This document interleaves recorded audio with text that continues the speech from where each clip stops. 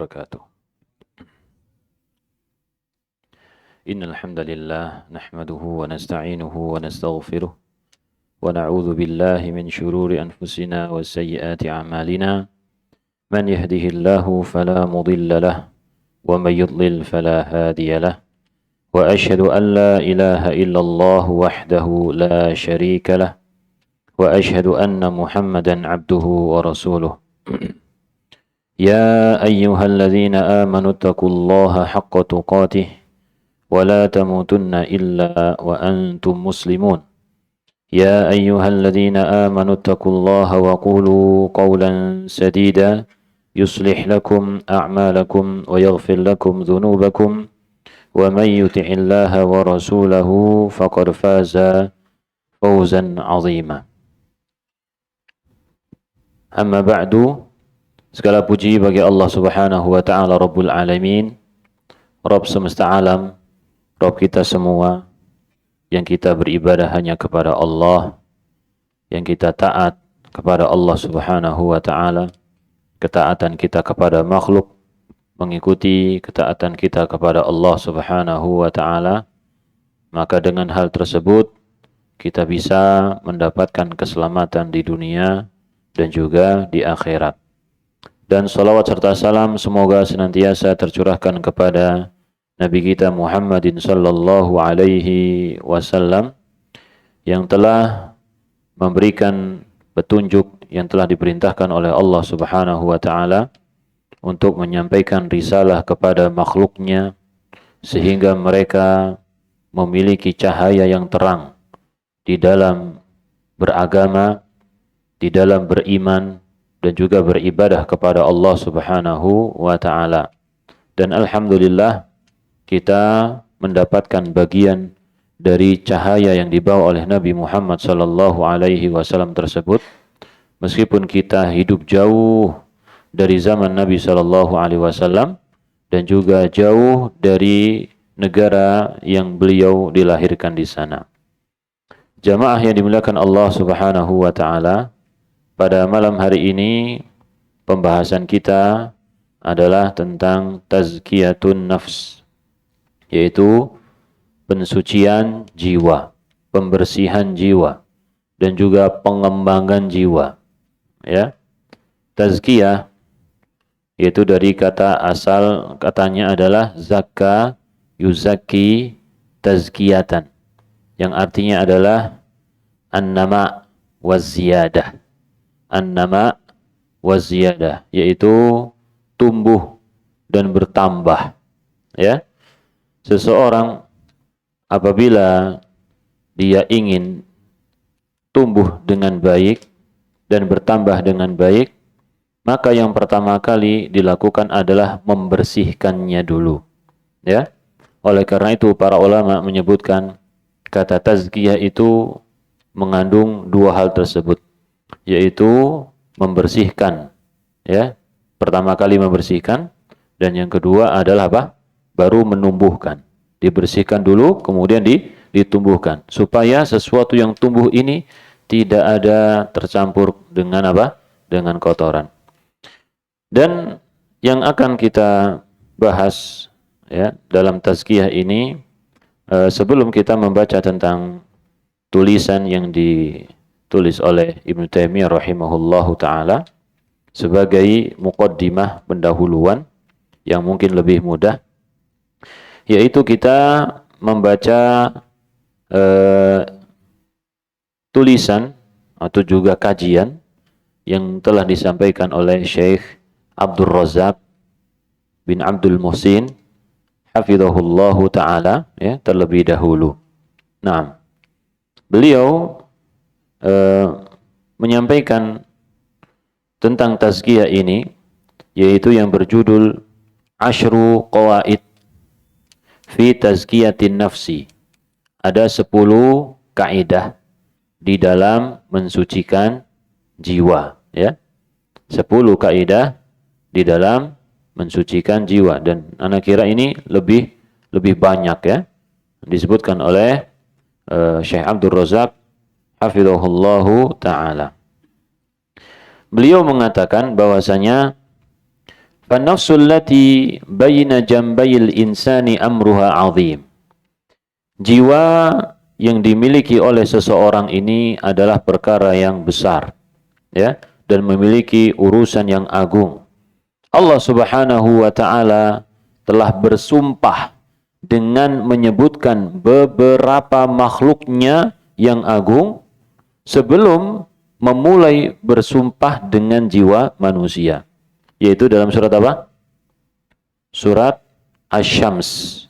Wasyamsi wa duhaha wal qamari idza talaha, ya, wan nahari idza jallaha wal laili idza yaghshaha was samai wama banaha wal ardi wama tahaha wa nafsi wama sawwaha. Baru ketika Allah Subhanahu wa taala menyebutkan tentang jiwa, maka Allah Subhanahu wa taala menyebutkan perinciannya. Ya. Jadi di sini Allah Subhanahu wa taala memulai dengan makhluk-makhluknya yang besar. Bersumpah dengan matahari, dengan rembulan, dengan waktu siang, waktu malam, dengan langit dan juga bumi, baru kemudian bersumpah wa nafsi wa ma sawwaha. Demi jiwa dan yang menciptakannya. Ya. Fa'alhamaha fujuraha wa taqwaha. Allah memberikan kepada jiwa tersebut yaitu kejahatan dan juga ketakwaannya. Qad aflaha man zakkaha. Maka telah beruntung bagi orang yang disucikan oleh Allah Subhanahu wa taala jiwanya. Wa qad khaba man dassaha. Dan sungguh merugi orang yang mengotori jiwanya, ya, menyembunyikan jiwanya. Nah, di sini kemudian beliau menjelaskan qad aflaha man zakkaha. Zakat, ya. Di situ disebutkan kata apa? Zakkaha. Inilah asal kata dari tazkiyatun nafs. Zakka yuzakki tazkiyah, ya. Zakkaha artinya tazkiyatun nafs. Maka Allah Subhanahu wa taala menjamin keberuntungan buat orang-orang yang memiliki zakatun nafsi. Ya, memiliki zakatun nafsi. Baik. Jadi zakat asal katanya adalah az-ziyadatu fil khairi, yaitu tambahan di dalam kebaikan. Yang dimaksud di sini adalah, yang dimaksud dari ayat tersebut, bahwasanya barang siapa yang berusaha untuk mensucikan dan memperbaiki jiwanya, ya, dan juga meninggikannya dengan cara memperbanyak ketaatan kepada Allah dan melakukan kebaikan dan menjauhkan diri dari keburukan dan juga dosa-dosa, tahaqqaqa falahuhu. Maka ini adalah orang yang sangat jelas keberuntungannya. Ini tafsir secara ringkas yang disebutkan oleh Syekh Abdul Razzaq.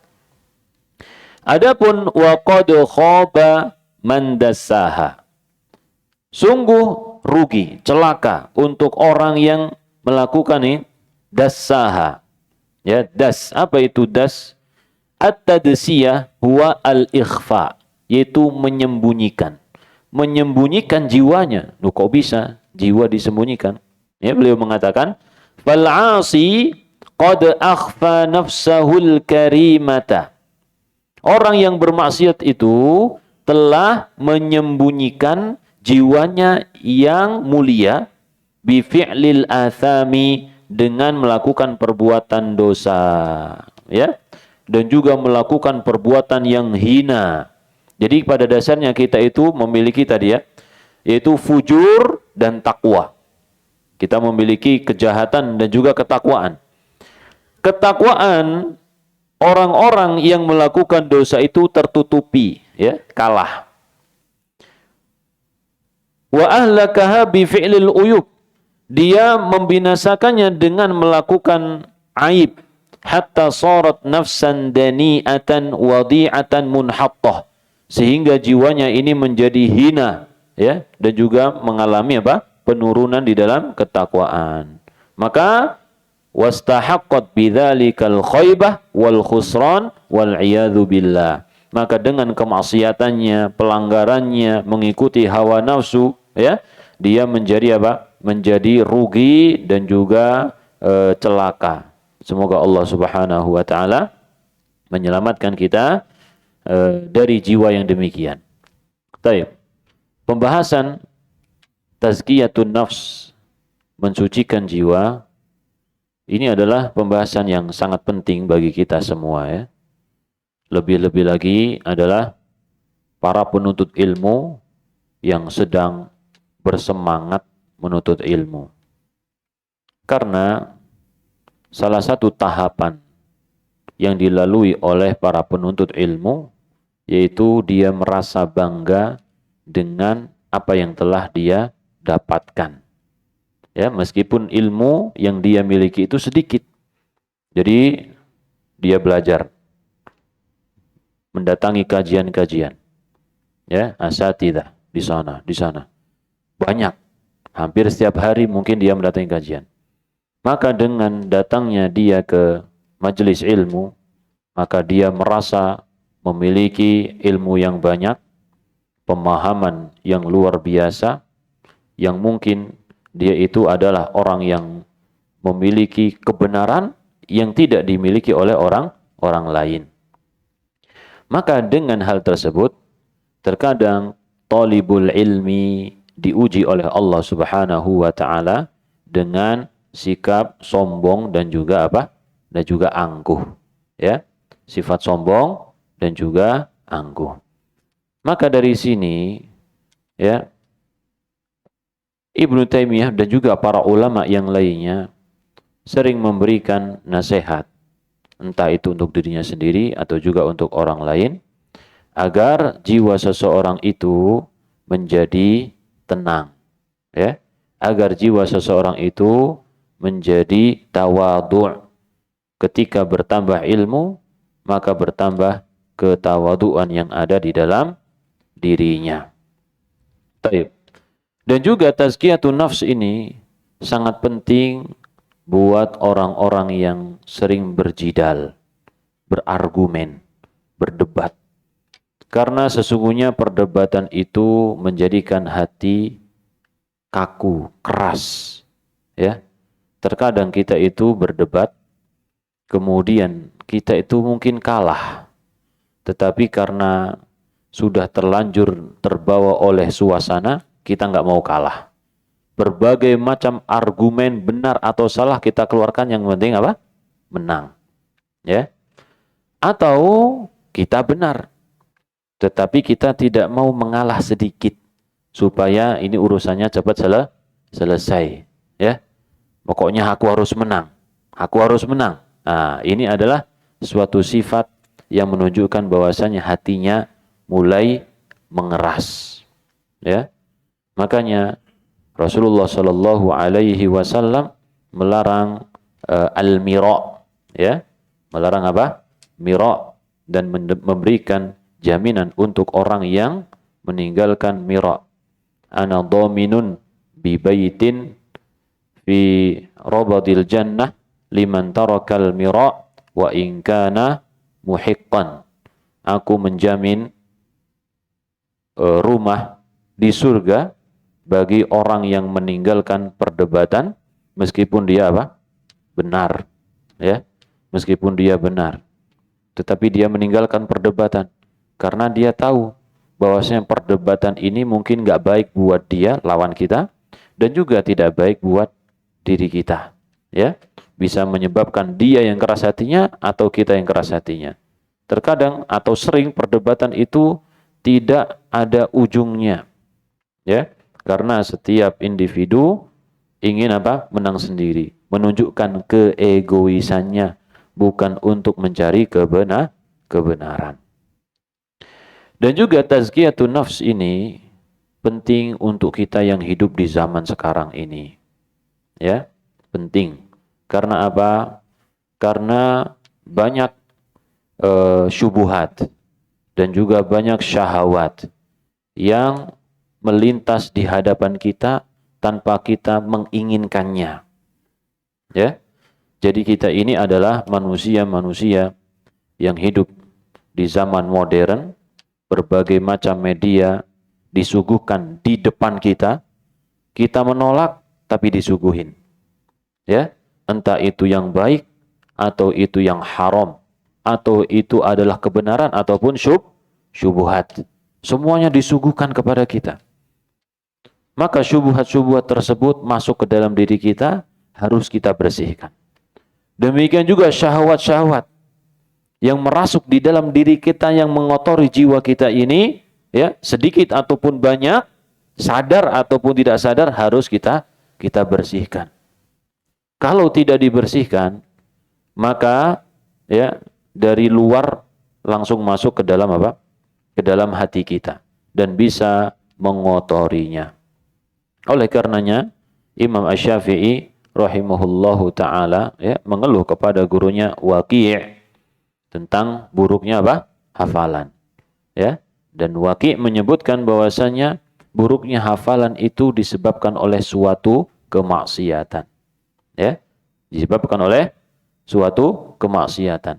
Ternyata Ibnu Qayyim rahimahullahu taala menyebutkan bukan cuman buruknya hafalan yang terjadi apabila seseorang itu melakukan kemaksiatan. Banyak sekali efek buruknya. Ya, banyak sekali efek buruknya. Di antaranya adalah kita merasa jauh dari Allah Subhanahu wa taala. Karena lebih dekat dengan syaitan, maka kita merasa jauh dari Allah Subhanahu wa taala. Dan juga terhalangnya rizki dari Allah Subhanahu wa taala. Dan ini adalah salah satu hukuman yang nyata. Sebagaimana Nabi Nuh berkata kepada kaumnya, apa? Wastaghfiru rabbakum tsumma tubu ilaihi yursilis samaa'a 'alaikum midrara. Mohonlah ampun kalian kepada Allah dan bertobatlah kalian kepada Allah, maka Allah akan mencurahkan hujan untuk kalian dan rezeki yang banyak. Walau anna ahlal qura amanu wattaqau la fatahna 'alaihim barakatim minas sama'i wal ard. Seandainya penghuni kota itu beriman dan bertakwa kepada Allah, maka kami akan turunkan keberkahan dari langit dan bumi, dan juga banyak yang lainnya. Ya, silakan dibaca kitab apa? Ada Dawa ya. Di situ Ibnu Qayyim menyebutkan banyak hal tentang atharudz dzunub, yaitu efek samping dari dosa-dosa. Baik. Dan di sini disebutkan juga dari Ibnu Qayyim, "Wan-nufusus syarifatu la tardha minal asya'i illa bi'a'laha." Jiwa yang mulia itu tidak akan ridho terhadap sesuatu kecuali yang paling tinggi. Nah, ini namanya orang yang memiliki himmatun aliyah. Ya, memiliki cita-cita yang tinggi. Apa sih dalam bahasa kita itu? Kalau orang beli barang itu pengen barang yang bagus sekalian meskipun mahal. Ya. Apa namanya? Hah? Ya nggak tahu lah, pokoknya begitu ya. Pokoknya pengennya yang paling bagus gitu. Maka bukan cuma sesuatu yang dipandang mata saja, tapi jiwa kita ini membutuhkan seperti itu juga. Bahkan kalau sesuatu yang zahir mungkin nggak terlalu bagus bisa, tapi untuk hati maka kita usahakan yang paling apa? Yang paling bagus. Wa afdoliha, yang paling afdol. Ya, dan paling terpuji. Wan nufusud dani'atu tahumu haulad danaat. Adapun jiwa yang hina itu dia itu berputar, berenang mengelilingi hal-hal yang hina, dan dia hinggap seperti hinggapnya lalat di tempat-tempat yang kotor. Jiwa yang hina cenderungnya mengarah kepada tempat-tempat yang kotor. Artinya apa? Dosa-dosa. Ya, kepada dosa-dosa. Fan-nafsu syarifatul aliyah la tardha bidzulmi. Maka jiwa yang mulia itu tidak akan ridho dengan suatu kezaliman, suatu al-fawahish, yaitu kekejian. Misalkan dengan pencurian, pengkhianatan, ya, li'annaha akbaru min dzalika wa ajal. Karena enggak pantas jiwa yang mulia itu, masa jiwa yang mulia mencuri, Masa jiwa yang mulia kemudian berkhianat? Ya, ini jiwa yang apa? Yang mulia. Nah, inilah yang kita ingin tanamkan. Jiwa seperti ini yang kita ingin tanamkan di dalam diri kita masing-masing. Ya. Jadi ketika kita terpikir untuk melakukan suatu pelanggaran, maka kita ini sudah dicela oleh jiwa kita sendiri. Masa jiwa yang baik kok mau melakukan kemaksiatan, gitu ya? Wa nafsul mahinatul haqirah al-khasisah bididdi min dzalik. Adapun jiwa yang hina, ya, maka sebaliknya. Fa kullu nafsin tamilu ila ma yunasibuha wa yushakiluha. Maka setiap jiwa itu condong kepada yang cocok dengan jiwa itu. Ya, yang sama. Kalau memang jiwanya adalah jiwa yang baik, maka dia cenderung kepada hal-hal yang baik dan terpuji. Kalau jiwa yang buruk, maka dia cenderung kepada apa? Kepada hal-hal yang hina dan juga dosa-dosa. Oleh karena itu, bagi kita semua, setelah mengetahui bahwasanya tazkiyatun nafs begitu penting, maka wajib bagi setiap muslim yang ingin memberikan kebaikan untuk dirinya, supaya dia memperhatikannya, ya, dengan perhatian yang luar biasa. Dan juga agar dia berusaha di dalam kehidupannya ini untuk mencapai tujuan yang mulia. Beliau mengatakan, ya, fa inna linnafsi 'alal muslimi haqqah. Sesungguhnya jiwa itu memiliki hak. Ya, seperti kita makan. Berarti kita memberikan hak tubuh kita. Nah, jiwa kita selama ini apakah kita sudah memberikan haknya? Naam. Apakah sudah terpenuhi dengan sempurna? Nah, ini pertanyaannya. Terpenuhi belum ya? Padahal Rasulullah SAW mengatakan, wa inna li nafsika 'alaika haqqo. Untuk jiwamu, dirimu memiliki hak.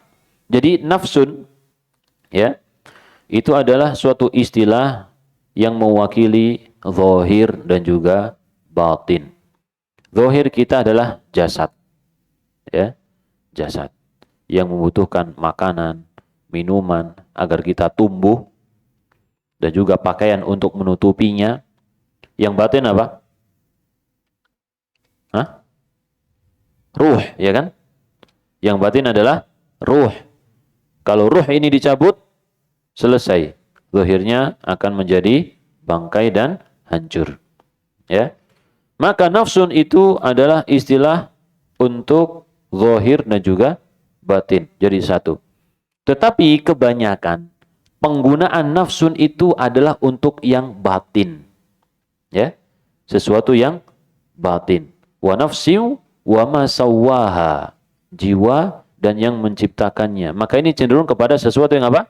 Yang batin. Karena apa? Yang zahir itu cara merawatnya mudah. Yang zahir cara merawatnya mudah. Gimana cara merawat zahir kita? Kita makan, kita minum, kita mandi, ya kan? Kita mandi, kita bersuci wudu, maka zahir kita akan menjadi suci. Adapun tazkiyatun nafs di sini adalah berkaitan dengan urusan yang batin. Ya. Karena yang zahir tadi jelas, yaitu dengan cara mandi sehingga zahir kita menjadi bersih. Kita berhadas, kita berwudu sehingga kita menjadi suci. Baik. Dan sungguh salah orang yang mengira bahwasanya hak jiwa itu yaitu dengan berlaku keras kepada dirinya, ya, yaitu wa hirmaniha min huquqiha allati fatarallahu an-nufusa 'alal ihtiyaji ilaiha. Yaitu menghindari hal-hal yang padahal Allah Subhanahu wa taala menciptakan untuknya. Apa ini maksudnya? Ya, nanti kita jelasin ya. Kama yukhti'u man yadhunnu anna haqqan nafsi yakunu bitafrid wa ihmali siyasatiha. Juga salah orang yang memberikan hak itu berlebihan. Ya. Jadi menyepelekan hak-hak jiwa. Gini gambarannya. Ada orang yang sangat rajin ibadah. Contohnya adalah Abu Darda misalkan. Ya, dalam hadis tersebut berkaitan dengan Abu Darda. Dia itu punya istri, punya anak. tapi istrinya nggak diperhatikan, ya, sampai di rumah itu udah pokoknya acak-acakan, nggak perhatikan dan penampilan. Kenapa? Karena suaminya udah nggak peduli sama istrinya, nggak pernah menyentuh istrinya. Jadi dia setiap hari puasa, setiap malam sholat, gitu ya. Dan ini juga pernah dilakukan oleh Ibnu Umar. Dicarikan wanita yang paling cantik, dinikahkan sama Ibnu Umar. Tapi ya apa? Nggak pernah menginjakkan kaki di kasur. Luar biasa ya. Padahal dia adalah anak muda. Maka yang seperti ini diarahkan oleh Nabi Shallallahu Alaihi Wasallam. Dan juga beberapa sahabat yang lainnya hampir melakukan seperti itu. Salah satunya adalah Ali bin Abi Thalib. Karena pernah kita dengar 3 orang yang datang kepada istri-istri Nabi, ya kan? Mereka menanyakan tentang bagaimana sih ibadahnya Nabi di rumahnya. Ya, disebutkan Nabi itu puasa, kadang tidak. Beliau tidur juga sholat. Maka mereka seakan-akan merasa, oh sedikit ini amal Nabi. Itu kan Nabi. Nah, kalau kita siapa? Nah, ada yang ngomong apa? Aku sholat malam, sepenuh malam setiap hari. Aku puasa setiap hari. Yang terakhir lebih dahsyat lagi. Aku nggak akan menikah. Kenapa? Karena pengen fokus sholat dan puasa. Wah, ini luar biasa. Tapi oleh Nabi Muhammad Sallallahu Alaihi Wasallam, perbuatan seperti ini bukanlah sesuatu yang dibanggakan, tidak dibanggakan oleh Nabi Sallallahu Alaihi Wasallam. Ini cara yang berlebihan, menzalimi diri, gitu ya. Meskipun seakan-akan kita lihat, oh ini luar biasa, tapi ternyata dinilai beda oleh Nabi Muhammad Sallallahu Alaihi Wasallam. Ya. Jadi yang seperti ini tidak memberikan hak jiwanya secara adil, ya, secara adil, berlebihan. Taib. Terus yang nggak berlebihan gimana? Ya mengikuti cara Rasulullah Sallallahu Alaihi Wasallam. Sampai beliau mengatakan berkaitan dengan itu, man raghiba an sunnati falaisa minni. Barang siapa yang nggak suka dengan sunnahku, maka bukanlah termasuk dariku. Ya. Jadi dalam beragama ini kita nggak boleh berlebih-lebihan. Cukup mengikuti Nabi Muhammad Sallallahu Alaihi Wasallam. Kalau kita berlebih-lebihan, ya, apalagi kita merekayasa suatu ibadah, maka ini termasuk dalam sabda Nabi Muhammad Sallallahu Alaihi Wasallam. Barang siapa yang membenci sunnahku, ya, maka tidak termasuk dariku. Dan sebagian ulama, ya, menambahkan satu jenis sunnah, yaitu sunnah tarkiyah, ya, tapi wallahu alam. Sunnah apa? Tarkiyah. Sunnah yang bentuknya adalah ditinggalkan. Ya. Sunnah yang bentuknya apa? Ditinggalkan. Salah satu dalilnya ini tadi. Ya. Salah satunya itu tadi dalilnya. Artinya seseorang itu jangan berlebih-lebihan di dalam beramal. Ada yang sampai membuat sesuatu cara ibadah yang baru. Taib. Itu yang pertama. Sebaliknya, ada orang yang memberikan hak jiwanya, dia merasa jiwaku ini haknya adalah supaya dia bahagia. Ya. Maka hawa nafsunya dituruti. Ingin melakukan sesuatu yang haram dituruti. Ya. Dan kurang beribadah kepada Allah Subhanahu wa ta'ala. Maka ini juga adalah orang yang salah. Terus yang benar bagaimana? Yang benar adalah yang sesuai dengan anjuran Nabi Muhammadin sallallahu alaihi wasallam. Baik. Maka tazkiyatun nafs takunu bil masaliki syar'iyyah. Mensucikan jiwa itu dengan cara-cara syar'i, bitawassuti wal i'tidal, dengan tengah-tengah, ya, yaitu tengah-tengah dan juga adil. I'tidal namanya juga tengah-tengah ini. Fala ifrata fihi wala tafrid, tidak boleh ada berlebihan ataupun kurang. Ya, jadi kita ini harus selalu berada di petunjuk Nabi Muhammad sallallahu alaihi wasallam. Baik. Kemudian di sini beliau menyebutkan ya, mulai menyebutkan 10 qaidah yang akan kita bacakan ini. Ini agak banyak, agak panjang, cuman kita mungkin bisa meringkasnya. Al-qaidatul ula, ya. Kaidah yang pertama, Anda lihat di sini nggak ada yang bawa buku terjemahnya, jadi nggak masalah kalau misalkan bukunya dirubah ya. Aslinya bukunya sama, cuman penulisnya aja yang beda. Yang pertama, kaidah yang pertama adalah at-tauhidu aslu ma tazku bihin nufus. Tauhid adalah dasar yang digunakan untuk mensucikan jiwa. Ya. Tauhid adalah dasar yang digunakan untuk mensucikan jiwa. Tauhid adalah tujuan yang paling agung dari adanya kita di muka bumi ini, ya. Allah Subhanahu wa taala mengatakan apa?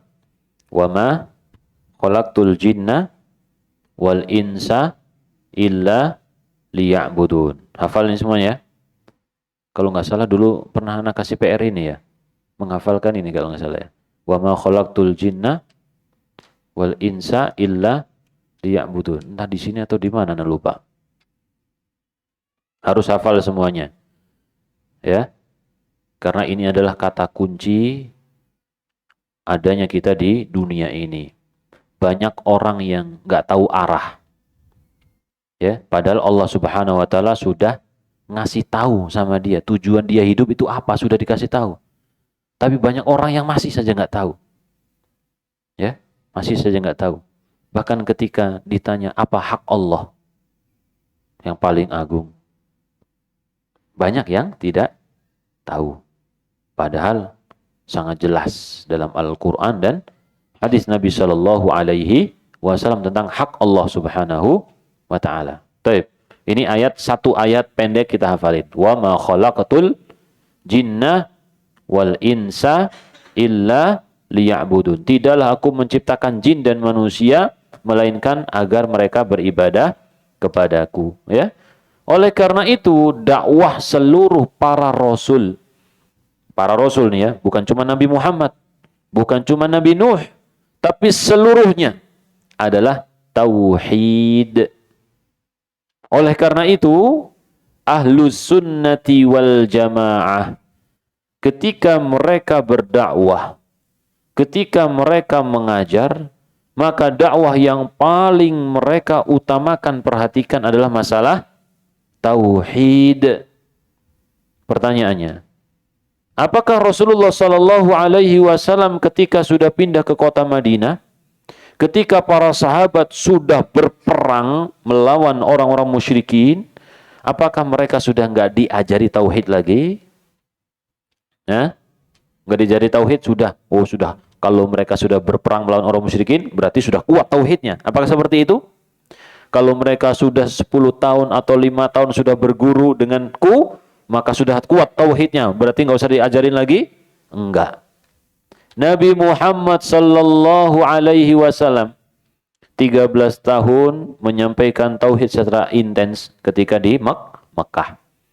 Ketika di kota Madinah masih juga mengajarkan tauhid. Ketika berperang, ketika di perjalanan, ketika beliau sakit, itu ada pengajaran tauhidnya. Ada pengajaran tauhid dari Nabi Muhammad sallallahu alaihi wasallam. Baik.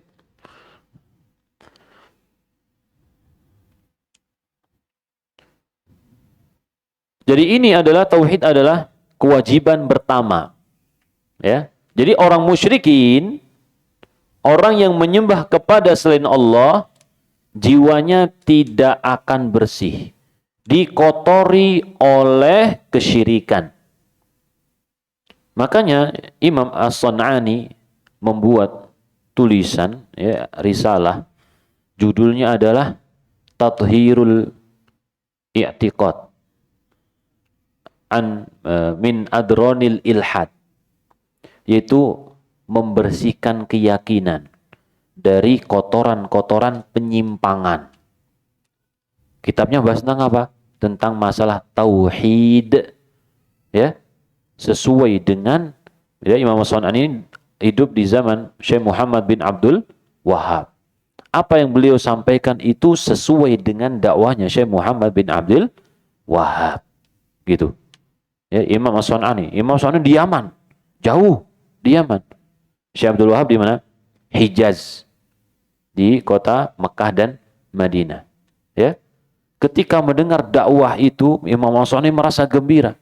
Dan salah satu bentuk kegembiraan beliau, beliau juga menulis berkaitan dengan tauhid yang beliau beri judul apa? Tathhirul i'tiqad. Ya, membersihkan keyakinan dari kotoran-kotoran penyimpangan. Penyimpangan apa? Penyimpangan kesyirikan. Jadi kesyirikan ini adalah kotoran yang paling membandel istilahnya. Kotoran yang paling berkerak. Ya. Karena bahayanya sangat besar. Allah Subhanahu wa taala mengatakan dalam ini firman Allah, wa wailul lil musyrikin alladzina la yu'tuna az-zakata wa hum bil akhirati hum kafirun. Celakalah orang-orang musyrikin, yaitu orang-orang yang tidak memberikan zakat dan mereka kufur terhadap hari akhir. Berkata Ibnu Taimiyah di dalam menafsiri ayat ini, la yu'tuna zakah. Orang kafir adalah orang yang tidak menyampaikan memberikan zakah. Hiya tauhid. Ya, zakah di sini adalah tauhid. Wal imanul ladzi bihi yazkul qalbu. Tauhid dan keimanan di mana dengan tauhid dan keimanan ini hati menjadi yazku, menjadi suci dan juga berkembang menjadi lebih baik. Ya. Fa innahu yatadammanu nafya ilahiyyati ma siwal haqqi minal qalbi. Jadi pensucian itu tadi mengandung peniadaan sesembahan-sesembahan selain Allah Subhanahu wa taala dari dalam hati. Ya. Jadi nggak ada ketergantungan dengan sesuatu apapun kecuali hanya kepada Allah Subhanahu wa taala. Ya. Wa itsbatu ilahiyatil haqqi fil qalbi. Wa itsbata, dan menetapkan ketuhanan itu hanya milik Allah Subhanahu wa taala. Maka ini adalah hakikat dari la ilaha illallah wa hadza aslu ma tazku bihil qulub, kata Ibnu Taimiyah. Jadi tauhid ini adalah dasar agar hati kita menjadi suci. Jadi tidak boleh seseorang muslim itu merasa dirinya tidak butuh pelajaran tauhid. Ya. Tidak boleh seorang muslim seperti itu. Karena apa? Sebagian ulama di majelisnya itu mengulang-ulang pelajaran tauhid, padahal ini ulama memiliki bidang ilmu yang banyak, gitu ya. Tapi dia punya majelis khusus, satu majelis itu adalah tentang kitab tauhid, diulang-ulang terus. Ya, diulang terus. Habis itu lagi, terulang, nggak tahu sampai berapa kali. Karena apa? Menilai ini adalah pelajaran yang paling penting. Karena tanpa tauhid ini barangkali kita lupa kemudian jatuh kepada lawannya tauhid. Dan ini sangat membahayakan. Nah, terus kita gimana? Masa kita sudah merasa wah gampang itu mah teori tauhid? Tidak. Ya. Kita membutuhkan diulang-ulang. Ya, sampai kita selalu ingat tentang hak Allah Subhanahu wa taala. Dan Ibnu Qayyim rahimahullahu ta'ala mengatakan dalam Ighatsatul Lahafan, qala aktsarul mufassirina minas salaf, kebanyakan ahlu tafsir ya dari kalangan salaf wa man ba'dahum, dan juga setelah mereka, mengatakan hiya tauhid, yang dimaksud dengan yu'tunaz zakah adalah tauhid, yaitu syahadah la ilaha illallah dan beriman, ya, alladzi bihi yazkul qalbu wa huwa aslu kulli zakatin wa nama. Ini mirip dengan ucapan gurunya, ya. Jadi Ibnu Qayyim adalah muridnya Ibnu Taimiyah rahimahullahu ta'ala. Masya Allah. Ini orang-orang yang luar biasa ya. Taib. Maka kalau kita mengetahui bahwasanya tauhid itu adalah sesuatu dasar untuk membersihkan hati, maka kesyirikan itu adalah dasar untuk mengotori hati. Ya. Dan sangat berbahaya. Nah, kalau dosa saja bisa menyebabkan hati kita titik-titik kotor, lalu bagaimana dengan kesyirikan ini? Ya, maka ini lebih membahayakan lagi. Kemudian di sini beliau Syekh Abdul Razak menyebutkan bahaya-bahaya kesyirikan, ya, beberapa ayat. Coba anak tanya aja ya, kalau sana sebutkan satu-satu. Coba salah satu bahaya kesyirikan, syirik besar. Satu apa kira-kira? Silakan jawab siapa aja boleh. Apa? Iya. Apa? Menghapus dosa, kesyirikan. Menghapus dosa? Baik, menghapus seluruh amal, seluruh pahala dihapus, ya. Terus apa lagi? Afwan nggak kedengeran. Sama. Apa? Kekal dalam neraka. Nah, ya, ini semuanya ada dalilnya ya. Cuman kita nggak usah nyebutin dalilnya satu-satu. Jadi menghapus seluruh dosa. Kemudian yang kedua, kekal di dalam neraka. Terus apa lagi bahaya kesyirikan? Hah? Tidak sholat. Apa? Tidak diampuni. Dosa syirik itu tidak bakal diampuni oleh Allah. Beda dengan dosa-dosa yang lain. Ya, dosa yang lain kemungkinan diampuni oleh Allah. Tapi kalau syirik, sudah paten dalam Al-Quran, innallaha la yaghfiru. Allah tidak mengampuninya. Taib. Mungkin itu ya, ada beberapa hal yang lainnya. Itu yang pertama. Jadi, untuk mensucikan jiwa, pertama adalah mentauhidkan Allah Subhanahu wa ta'ala. Yang kedua, ad-du'a'u miftahu zakatin nufus. Doa adalah sudah azan. Taib. Doa adalah kunci zakatnya jiwa, ya, kunci sucinya jiwa. Doa adalah kunci sucinya jiwa. Kita lanjutkan setelah salat Isya ya. Nah, salat Isya dulu. Wassallallahu ala nabiyyina Muhammad.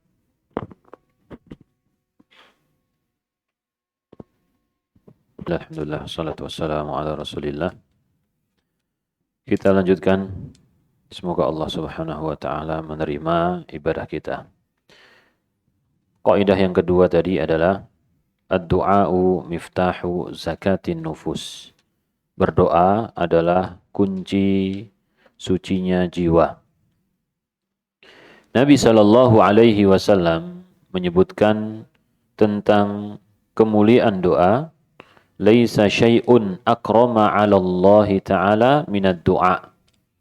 Tidak ada sesuatu yang lebih mulia di sisi Allah Subhanahu wa ta'ala lebih dari doa, ya. Jadi doa ini adalah sesuatu yang luar biasa yang patut diperhatikan oleh setiap kaum muslimin.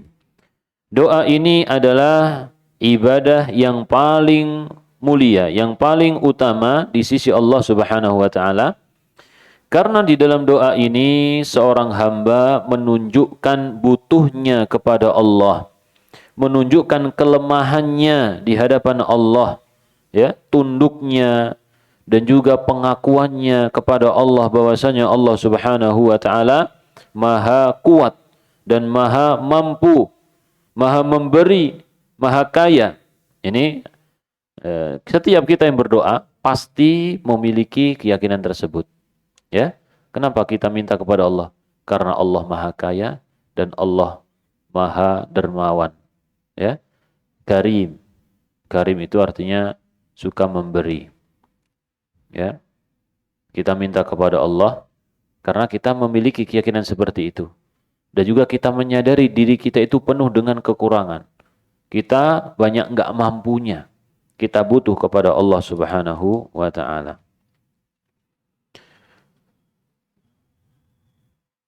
Di dalam doa ini ada pengaruh yang sangat besar di dalam membuka pintu-pintu kebaikan. Sebagaimana Syekhul Islam memberikan wasiat kepada Abul Qasim Al-Maghribi, ya, beliau mengatakan, ad-du'a'u miftahu kulli khairin, kata beliau. Doa adalah kunci dari seluruh kebaikan. Doa adalah kunci dari seluruh kebaikan. Maka semua kebaikan yang kita harapkan untuk jiwa kita, ya, juga terletak di dalam doa tersebut. Ya, kita ini menginginkan kebaikan untuk jiwa kita, maka cara mendapatkannya salah satunya adalah kenapa? Dengan meminta kepada Allah yang memilikinya. Fatlubhu minallah walja ilaihi fi nailihi wa tahsilihi. Maka mintalah kepada Allah, ya, berlindunglah, kembalilah kepada Allah untuk mendapatkan kesucian jiwa. Dan Allah Subhanahu wa Ta'ala telah menjanjikan kepada orang yang berdoa, Allah akan memberi apa yang dia minta. Ya, sebagaimana firman Allah Subhanahu wa Ta'ala, wa qala rabbukum ud'uni astajib lakum. Berkata Rabb kalian, ud'uni, berdoalah kalian kepadaku, niscaya aku akan mengabulkannya untuk kalian. Ya. Maka Nabi sallallahu alaihi wasallam memerintahkan para sahabat untuk banyak-banyak berdoa. Banyak-banyak berdoa. Ketika Nabi SAW menjelaskan bahwasanya doa itu bermanfaat di dunia dan juga di akhirat, maka ada sahabat yang mengatakan, idzan nukthir, kalau gitu kita perbanyak saja doanya. Allahu akbar. Allah lebih banyak. Kalau kalian minta lebih banyak, maka Allah lebih banyak ngasihnya. Lebih banyak lagi. Ya. Jadi apa yang Allah miliki tidak akan habis. Karena kita minta terus nggak akan habis. Baik. Berkata Amirul Mukminin Umar ibnul Khattab, inni la ahmilu hammal ijabah, walakin hammad du'a. Aku tidak bisa menanggung apakah doa ini diijabai atau tidak. Bukan tanggunganku. Walakin hammad du'a. Yang penting aku ini memiliki keinginan kuat untuk berdoa. Yang penting doa. Adapun apa? Fa idza ulhimtu du'a, kalau aku diberikan kesempatan untuk berdoa, fa innal ijabata ma'ahu, maka pengabulan doa itu akan menyertainya. Ya. Jadi kalau kita ini diberi taufik oleh Allah Subhanahu wa Ta'ala untuk memperbanyak doa, minta terus sama Allah Subhanahu wa Ta'ala, maka mungkin salah satu doa kita itu akan dikabulkan oleh Allah. Ya. Jadi apa sih yang kita inginkan sekarang? Maka kita coba dengan apa? Minta terus sama Allah Subhanahu wa Ta'ala. Ya. Kadang Allah tidak memberi karena Allah tahu bahwasanya kalau sekarang dikasih nggak pas. Ya. Tapi kalau untuk kesucian jiwa, ini harus ada kapanpun. Nggak cocoknya. Harus cocok, harus dikasih oleh Allah Subhanahu wa Ta'ala. Makanya, ya, meminta kesucian jiwa ini terus-menerus kita minta kepada Allah. Salah satunya di dalam sholat kita bilang apa? Ihdinas siratal mustaqim. Ya, ya Allah, tunjukilah aku ke jalan yang lurus. Ini juga jalan untuk mensucikan jiwa. Dari Mutarrif bin Syikhir, beliau mengatakan, tadzakartu majma'ul khairi. Ya, aku berusaha mengingat atau mempelajari apa sih sesuatu yang bisa mengumpulkan kebaikan semuanya. Inti dari kebaikan semuanya itu apa? Biar aku bisa memperolehnya. Fa idzal khairu katsir, diingat-ingat, oh ternyata kebaikan itu banyak. Ada sholat, ada puasa, ya. Macam-macam dia ingat. Kemudian dia pikir lagi, semuanya itu adalah di tangan Allah. Ada orang sholat, ada yang nggak sholat. Orang yang sholat berarti dia diberi hidayah oleh Allah. Orang yang puasa diberi hidayah oleh Allah. Orang yang nggak puasa tidak diberi hidayah oleh Allah. Berarti semuanya kembali kepada Allah. Ya, beliau mengatakan, wa idza huwa fi yadillah. Ternyata itu semua adalah di tangan Allah Subhanahu wa taala. Wa idza anta la taqdiru ala ma fi yadillah, kalau Anda tidak mampu mendapatkan apa yang ada di tangan Allah, illa antas alahu fayu'tiyaka, kecuali kalau Anda minta baru dikasih, fa idza jima'ul khairid du'a. Kalau begitu, yang bisa mengumpulkan seluruh kebaikan itu apa? Doa. Minta sama Allah, ya kan? Salat di tangan Allah. Seluruh hidayah, ada gampangnya. Seluruh hidayah, seluruh amal soleh, seluruh keimanan ada di tangan Allah Subhanahu wa taala. Dan kita tidak mendapatkannya kecuali kalau kita minta, kemudian Allah memberi, berarti kita harus banyak-banyak minta hidayah tersebut kepada Allah Subhanahu wa taala. Banyak di antara kita itu lebih ingat kebutuhan dunianya. Ya. Salatnya, dia salat, rajin salat, kenapa? Biar rezekinya lancar. Ya. Dia puasa Senin Kemis, kenapa? Biar rezekinya lancar lagi. Dia rajin sedekah setiap pagi, kenapa? Biar rezekinya lancar lagi. Salat duha rajin setiap hari. Iya, rezekinya biar lancar. Semuanya dikaitkan dengan apa? Rizkinya lancar. Dari pikiran dunia terus pikirannya. Terus harapan untuk mensucikan jiwa dengan ibadah-ibadah tersebut tuh mana? Gitu. Ya, padahal itu semua adalah sarana yang Allah berikan untuk mensucikan jiwa, justru digunakan untuk apa? Ketergantungan dengan dunia. Nah, jadi kita hati-hati. Bukan berarti kita minta dunia nggak boleh. Nggak boleh. Tapi coba kita bandingkanlah dengan para sahabat itu. Bagaimana mereka ibadah itu emang untuk surga, untuk akhirat. Nabi Muhammad sholat sampai kakinya pecah-pecah. Ya. Tapi dalam urusan dunia, Masya Allah, beliau adalah orang yang sangat miskin. Sering kelaparan. Istrinya juga sama. Sering tidak mendapatkan makanan di rumah, gitu. Jadi beliau bukanlah ibadah berdakwah kemudian untuk apa? Membesarkan dirinya, memperkaya dirinya, bukan. Ini Nabi Muhammad Shallallahu Alaihi Wasallam. Ya, makanya ibadah itu, ketaatan itu bukanlah ukuran seseorang bukanlah kekayaan itu, ya. Bukanlah kekayaan itu, kelancaran dunia, ukuran seseorang dicintai oleh Allah atau tidak. Ya. Kenapa dia kaya? Karena dia rajin ibadah. Mungkin saja bisa. Tapi jangan sampai itu menjadi ukuran bahwasanya dia kaya, dia rajin ibadah, oh berarti dia dicintai oleh Allah. Gak mesti. Ya, tidak mesti. Barangkali dia adalah orang yang menjadikan ibadahnya tujuannya adalah untuk dunia saja. Ya. Nah, maka kita berusaha membersihkan hati kita, memperbaiki hati kita, amal-amal soleh kita ini pada dasarnya intinya adalah untuk urusan akhirat. Ya.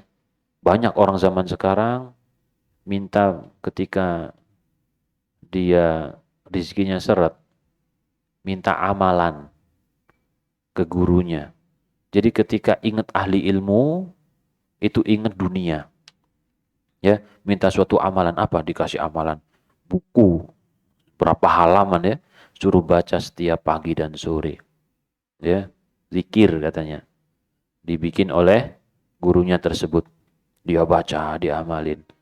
Ya, ada yang katanya kaya juga, ada yang nggak kaya-kaya juga banyak, gitu ya. Akhirnya kecewa, udah tinggal ganti yang lain. Tapi intinya pikirannya semuanya menuju apa? Dunia. Jadi minta amalan-amalan itu intinya apa? Dunia. Berbeda dengan para sahabat. Ya, Rabi'ah bin Ka'ab. Ketika Nabi Shallallahu Alaihi Wasallam melihat dia itu rajin membantu beliau, jadi suatu hari Rabi'ah bin Ka'ab bertekad, aku ingin hari ini membantu Nabi Shallallahu Alaihi Wasallam. Jadi dia itu nungguin di depan pintu Nabi Shallallahu Alaihi Wasallam. Kalau dibutuhkan siap. Jadi satu hari itu, ya. Sampai Nabi Shallallahu Alaihi Wasallam melihat keuletannya, sal, mintalah sesuatu. Nggak ada wahai Rasulullah. Mintalah, ya. Nggak ada. Udah, pikirkan dulu. Akhirnya dia pulang, ya. Besokan harinya mikir dia apa ya? Kalau aku minta dunia, maka dunia ini cuma sementara dan akan hilang. Aku sudah cukup dari dunia, ya. Kalau gitu aku minta urusan akhirat. Ya, ini pikirannya nih. Kita katanya orang yang cinta dengan para sahabat. Maka coba kita bandingkan amalan-amalan kita dengan para sahabat juga. Taib. Bagaimana mereka memiliki kecenderungan untuk menggunakan seluruh yang mereka miliki untuk kehidupan akhirat. Diri mereka untuk akhirat, harta mereka juga untuk akhirat, ya, Masya Allah, ya. Semoga Allah Subhanahu Wa Taala memberikan untuk kita juga seperti itu. Ini sesuatu yang luar biasa, ya, sesuatu yang luar biasa, Masya Allah. Jadi faham tadi ya, yang dikatakan oleh Mutarrif bin Syekhir, ya, bahwasanya ketika merenung, memikirkan, ternyata seluruh kebaikan itu adalah di tangan Allah Subhanahu Wa Taala. Berarti kalau untuk mensucikan jiwa ini, juga kita minta kepada Allah Subhanahu Wa Taala. Dan Nabi SAW di dalam riwayat Imam Ahmad, ya, beliau pernah berdoa, Allahumma ati nafsi taqwaha wa zakkiha wa anta khairu man zakkaha anta waliyuha wa maulaha. Apa tadi? Allahumma ati nafsi taqwaha. Ya Allah, berikanlah jiwaku ini ketakwaannya. Allahumma ati nafsi, apa tadi? Taqwaha wa zakkiha, dan sucikanlah dia, sucikanlah jiwaku. Anta khairu man zakkaha, dan engkau adalah sebaik-baik yang mensucikannya. Anta waliyuha wa maulaha, dan engkaulah penolongnya dan engkaulah walinya, ya. Engkaulah pemiliknya dan engkaulah yang menguasainya. Baik.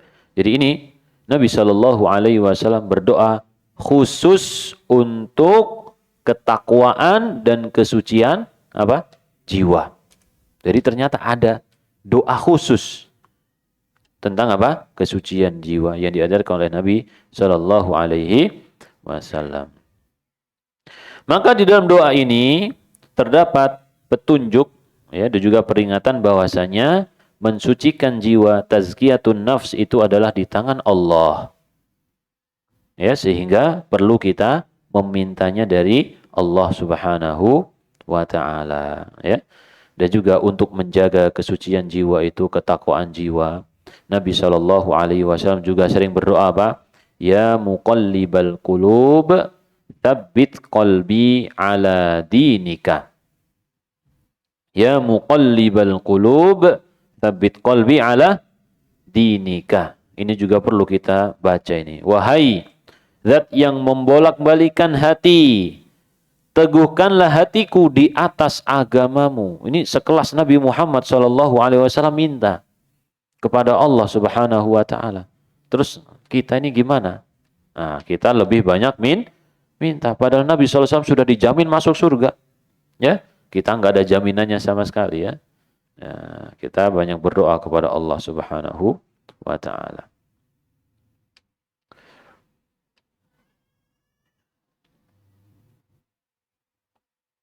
Jadi beliau mengatakan di sini wa a'dhamu ma yu'inuka 'ala du'a.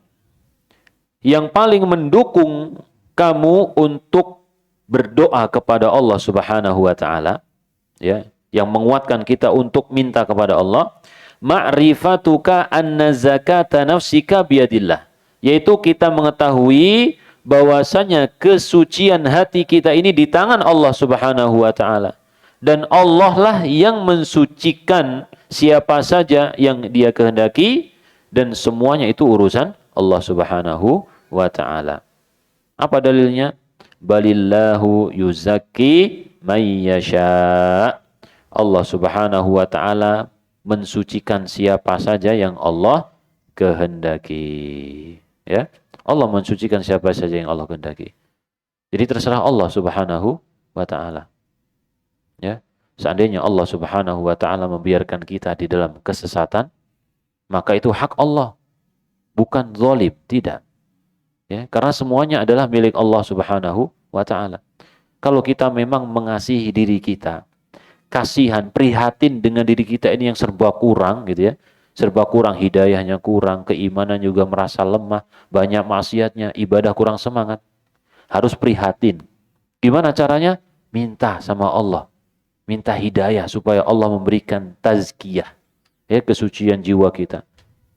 Ya, insya Allah, ya, kalau kita banyak minta kepada Allah Subhanahu wa taala, maka Allah Subhanahu wa taala akan memberikan kepada kita. Dan Nabi Muhammad sallallahu alaihi wasallam ketika perang Ahzab, beliau ikut nggali parit dan juga beliau itu ngangkat tanah. Ini seorang nabi ya, kerja bakti bersama masyarakat, ikut kerja kasar. Bukan cuma duduk-duduk nyuruh-nyuruh. Ya, tidak. Turun tangan. Masya Allah. Dan juga bahkan perutnya sampai kena tanah. Ya, nggak masalah. Tidak menurunkan harga diri beliau. Tidak menurunkan kewibawaan beliau. Ya. Jadi misalkan ada ustadz misalkan bantu bersihin got misalkan, atau bantuin orang ngangkatin barang, ini bukanlah sesuatu yang merendahkan ilmunya, tidak, sama sekali tidak.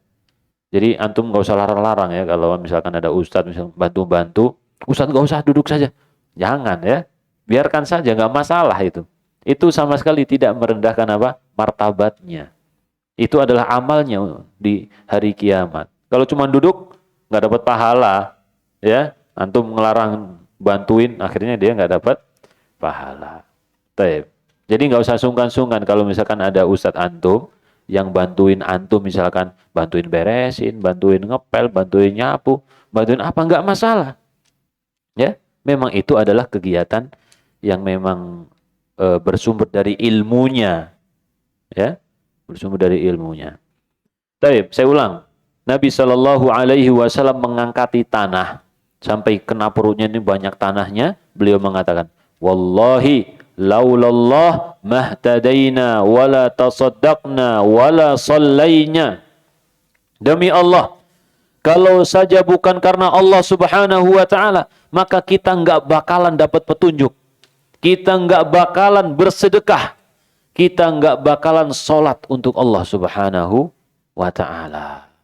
Ya, karena Allah memberikan hidayah kepada kita, makanya kita sholat, kita bisa belajar, kita berkumpul. Coba kita lihat orang-orang yang tidak diberi hidayah oleh Allah Subhanahu wa taala, kehidupan bergelimang hawa nafsu, menghabiskan waktu malamnya untuk hal-hal yang tidak berguna ataupun bermaksiat kepada Allah Subhanahu wa taala. Taib, jam berapa ini? Mungkin pertanyaan ya. Ini baru 2, insya Allah pada pertemuan berikutnya kita lanjutkan. Ya, mohon maaf mungkin judulnya mirip tapi penulisnya yang dirubah ya.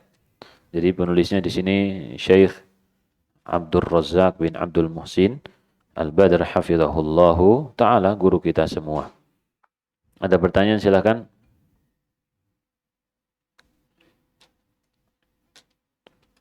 Kita baru menyampaikan 2 tadi. Yang pertama apa tadi?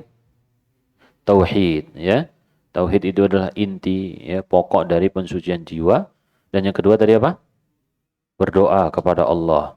Karena seluruh hidayah adalah milik Allah, termasuk kesucian jiwa kita ini adalah suatu kebaikan, bentuk hidayah yang harus kita minta kepada Allah Subhanahu wa taala. Assalamualaikum warahmatullahi wabarakatuh. Bagaimana caranya agar kita selalu istiqomah dan bersemangat di dalam mensucikan jiwa di zaman fitnah saat ini?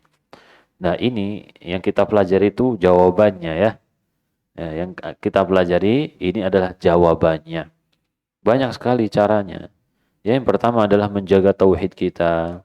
kemudian tadi banyak berdoa, nanti juga disebutkan banyak membaca Al-Quranul Karim, karena dia adalah obat, kemudian berteman dengan orang-orang soleh, ya, menjauhi tempat-tempat maksiat, dan juga perbuatan maksiat, dan lain sebagainya, nanti insya Allah kita sebutkan. Ya, ini pertanyaannya istiqomah dan bersemangat mensucikan jiwa, ya jawabannya nanti kita baca di sini. Baru dua ya, jawabannya kita baru baca dua, yaitu menjaga tauhid dan juga berdoa kepada Allah Subhanahu wa taala. Ada pertanyaan lagi? Ya, nggak ada pertanyaan? Kalau nggak ada, atau mungkin yang di WhatsApp biasanya ketinggalan biasanya. Kita sudah tutup, baru ngirim pertanyaan.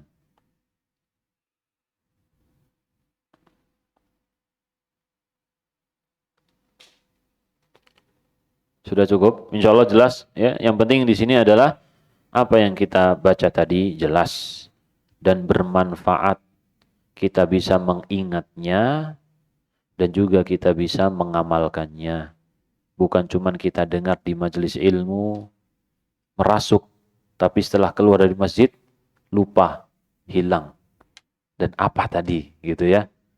Ya, kita berusaha mengambil manfaat. Dan juga ditulis, alhamdulillah ditulis. Tapi yang ditulis ini juga harus dibaca nanti di rumah. Ya, tulis. Ya, kadang ada orang pengajian misalkan, kajian. Sono sini sono kajian, tulis, banyak tulisannya. Bukunya sampai hampir penuh. Ya, tapi nggak pernah dibaca lagi. Gitu ya. Nggak pernah dibaca. Jadi maksud dengan qayyidul ilma bil kitabah, ikatlah ilmu dengan tulisan supaya kita bisa murojaah, diulang, kemudian dipraktekkan. Ya, bukan cuma ditulis, habis itu udah ditaruh, lupa. Ya, karena ini ilmu. Yang kita tulis ini adalah ilmu, intisari yang kita rencanakan untuk kita amalkan, kan gitu ya. Ini ilmu. Gitu. Yang kita berusaha melakukan seperti itu, ya, agar ilmu yang kita dapatkan menjadi ilmu yang bermanfaat. Wallahu a'lam bishawab. Kalau nggak ada pertanyaan maka kita cukupkan sampai sini saja. Semoga Allah Subhanahu wa taala memberikan ampunan, rahmatnya untuk kita semua yang ada di sini dan juga yang mendengarkan di mana saja. Semoga Allah Subhanahu wa taala memberikan untuk kita ilmu yang bermanfaat dan memberikan manfaat segala apa yang kita ketahui.